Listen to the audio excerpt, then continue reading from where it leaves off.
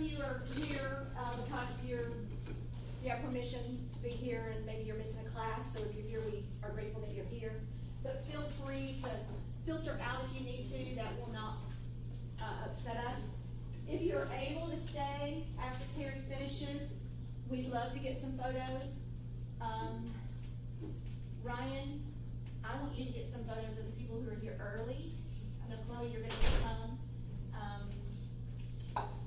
Photos, notes, leave if you need to. My people, my 301 people,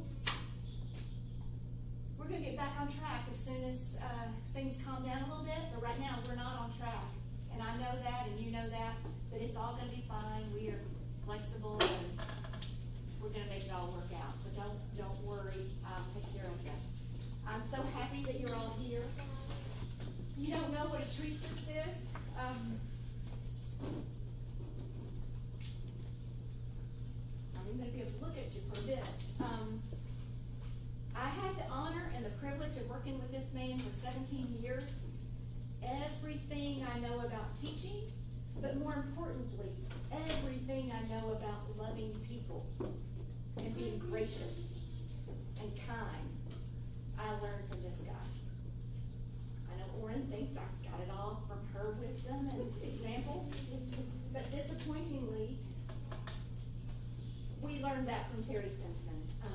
This program is the program it is today because he had a vision, not only for what education should look like here, but what Tennessee public school teachers should do and be and know. And that is the vision that we're trying to carry on. It's an important one, but the foundation of this program sits in the chair before you. We have a long history of graduating successful teachers, but more importantly, of graduating people who make a difference in the lives of the kids every single day. We have some former students who are current teachers with us today, so we're so grateful that you all found time to be here. I know he is very close to your heart, and that you adore him as much as I do, and I'm gonna shut up so that you have all the time you want. You talk as long as you wanna talk or as short. We're gonna be here for that. Okay, you turn on the mic. I did. Dr. Terry Simpson, people. How about applause for him?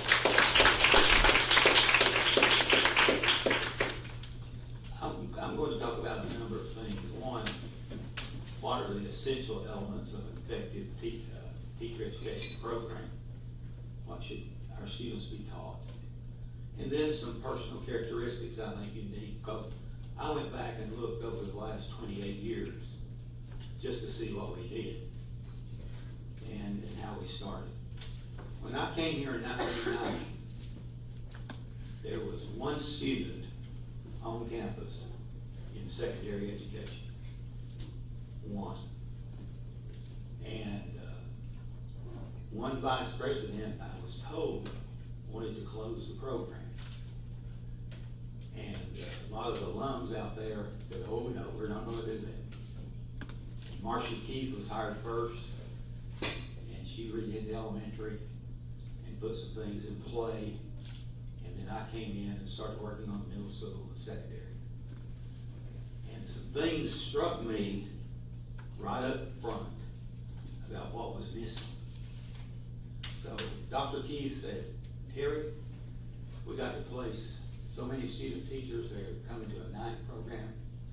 I want you to go out to Heritage High School and meet the principal, Ben Dawson, and see if he will place them there. So off I go. Never been to Heritage High School before, and had never met Ben Dawson. So I go out there and see the secretary. She lets me in. I introduce myself to Ben, and I said, we would like to put some student teachers here in the spring. Is that okay with you? He said, I don't know. The last time we had a Maryville College student teacher, nobody ever came to observe for the entire semester. And I told him, that will never happen again. Okay? And talked him into letting us place some folks there. And what we committed to do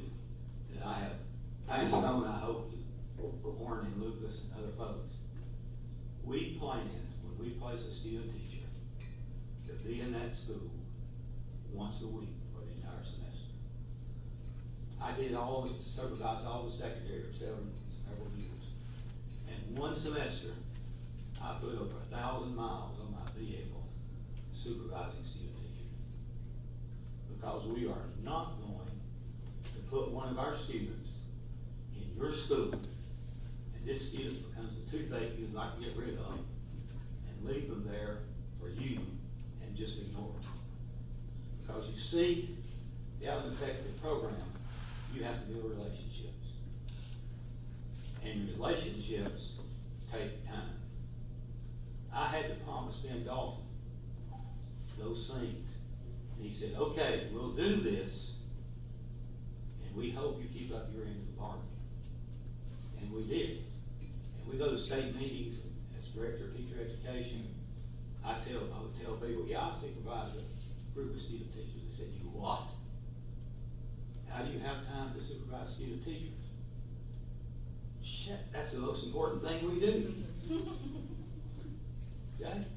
If we didn't do that well, we don't need a teacher education program. You need to go somewhere else and get your student teachers. We set as a goal that 70% of our graduates in a year would be in teaching positions by the next fall. We did that in the mid-1990s. And as long as I was here, until 2018, I guess, right? We met that goal. Many times we placed everybody but one, and I wouldn't have taken that one either. So relationships are important in every aspect of life. And I think the relationship between the guys that I hired, Becky Lucas, Elisa Warren, and this lady right over here, Bonnie West, and other people. We operated as a team. We didn't hide things from each other. If we had an issue, we discussed those things. We had respect for each other. And when you have that, you have a good relationship. So that's pretty important. Number 2, partnerships. Because what happens when you place a student teacher, you become a partner to that school to ensure the success of that student teacher. And the state knew this, universities knew this, everybody knows it, but very few people were doing it. So the state of Tennessee drew up some guidelines, and it was how to set up effective partnerships. And they chose 4 institutions in the state that were already in effective partnerships with the schools, and the schools greatly respected them. UT Chattanooga, Memphis State University, UT Knoxville, and Maryville College. And you talking about an honor, that was an honor. Made a lot of state universities mad, as you know what, but it was an honor. Because we had worked at that a long time, and worked hard at it, to make sure that we had those things that we needed. When you have a partner, you're not afraid to go in and sit down and talk about the hard things. And we did that on several occasions. One year we had a young man who thought it was okay to have sex with a high school girl. And he was a Maryville College student. They called him a Maryville College student teacher, but he wasn't. He never student taught. And so he did. The girl came to his apartment, a high school girl. But he had got out. I got a call one morning. I hate to get calls before 8 o'clock. They are never good. I got a call one morning, and what had happened, he had been arrested. And I got Lucas and Orrin, and we sat down and I said, we're going to talk to every principal in Blount County, in Alcoa, in Maryville City, and own up to this and try to get ways to stop it.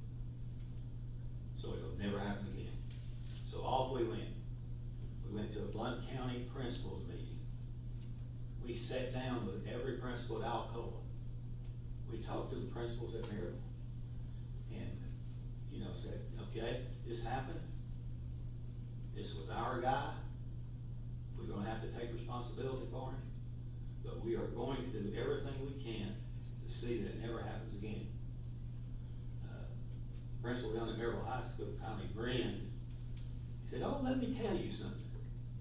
Do you remember the student teacher that was at West High School, and he had a relationship with one of the students, and the husband went out and shot him dead in the parking lot?"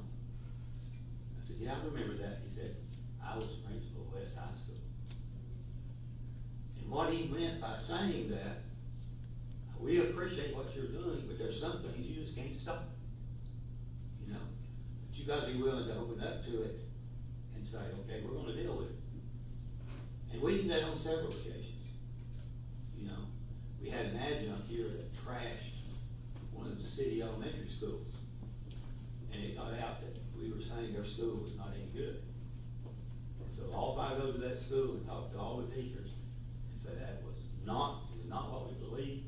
That person spoke out of turn, and she will not say it again. I was gonna cut her tongue out.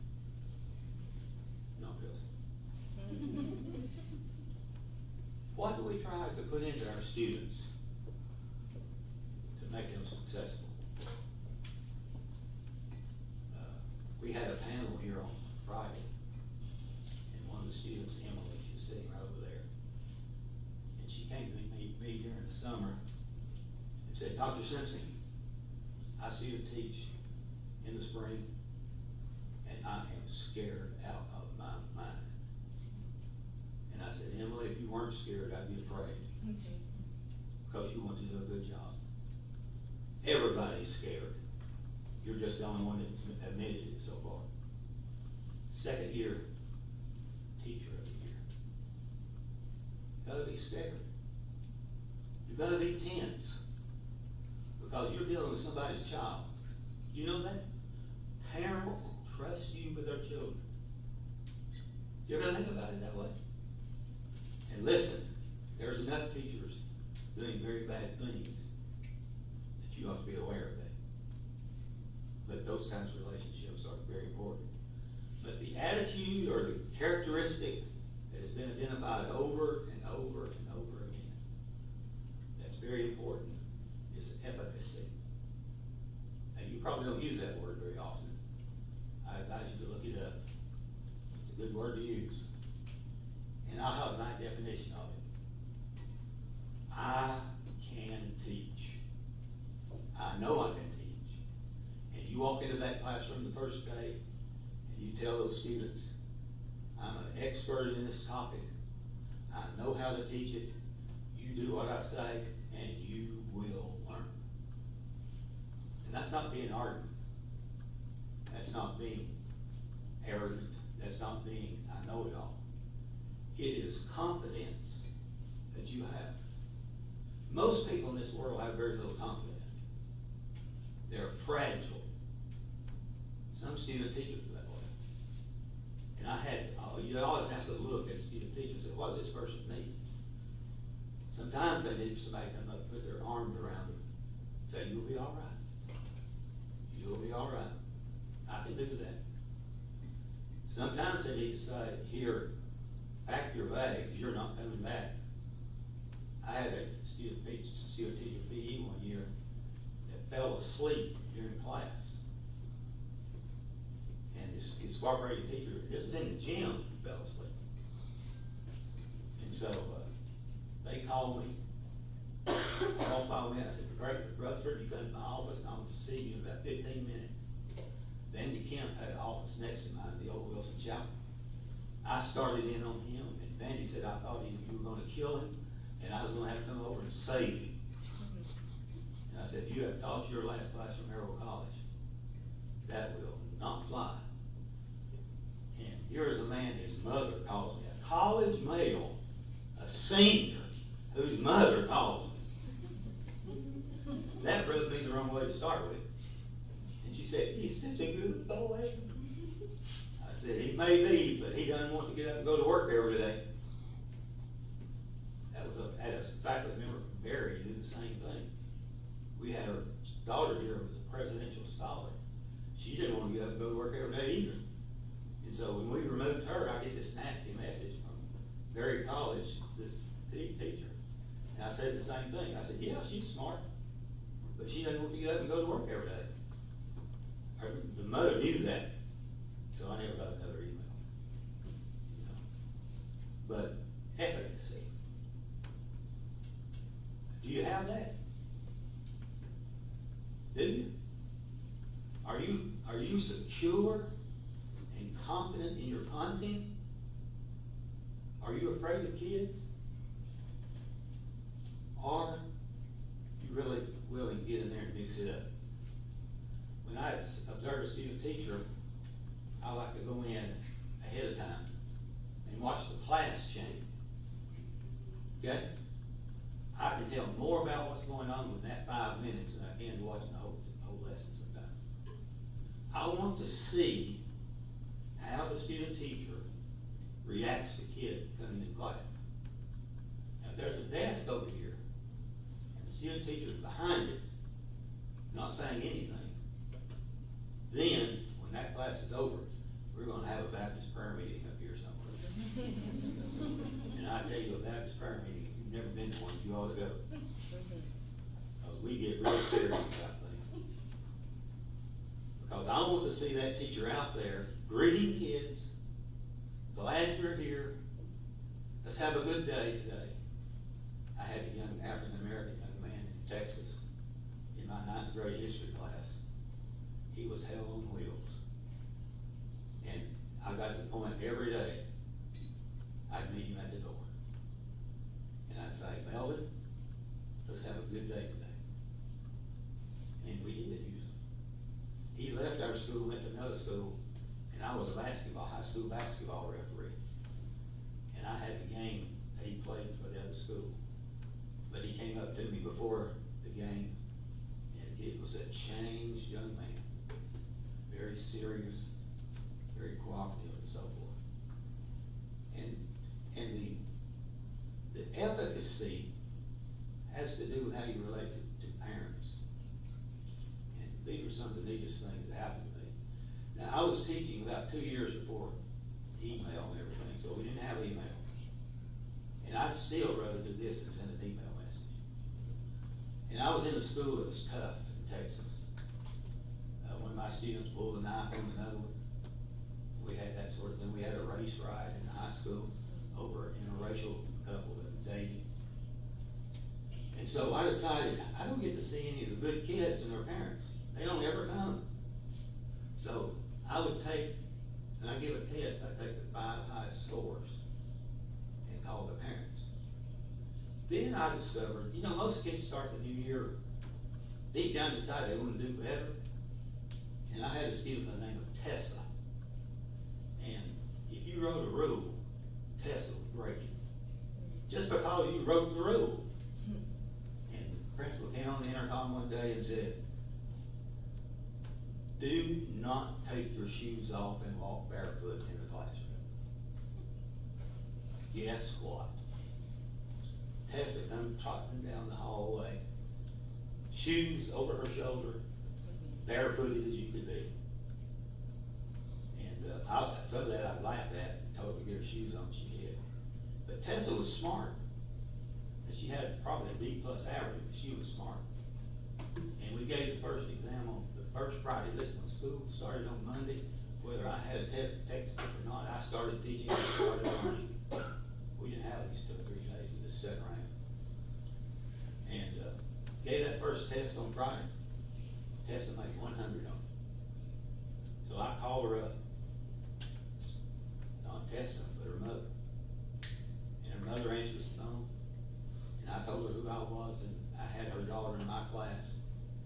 And we took our first major test. That was sort of a lie, but you know, it wasn't major, but anyway. And her daughter made 100. I said, you push from home, I'll pull from school, and we'll have a good year. She went totally silent. Totally silent. And I thought she'd died or had a heart attack. I couldn't even hear her breathe. Come here, and I couldn't hear her breathing. minutes, she made one of the most powerful statements.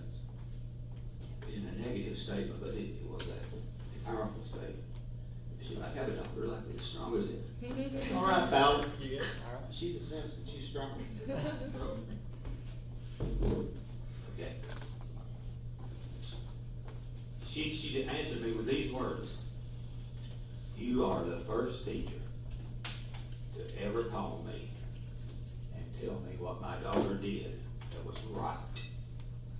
Every phone call she ever got from school was, you're a bad daughter. You know how much trouble Tessa gave me that year? You wanna know? None. Took one phone call.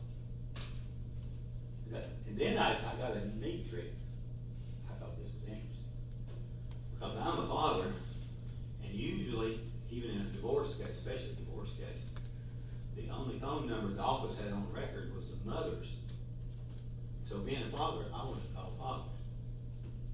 So we'd have somebody that made a good score, and I'd go get the father's phone number somehow. And often it was on there as a second number. And I'd call maybe an office conflict somewhere and say, who I was, and I was from the high school, and I'm teaching American history, and your daughter or your son made the 5th highest score in the class. That's what I was gonna tell them. But they didn't know that. And so I'd call and somebody would answer and say, okay, I need to talk to Bill Smith, and they'd say, Bill, it's the high school calling. Just think what Bill thought. Oh no, what has he done now? And then he would answer. I could hear him come to the phone and take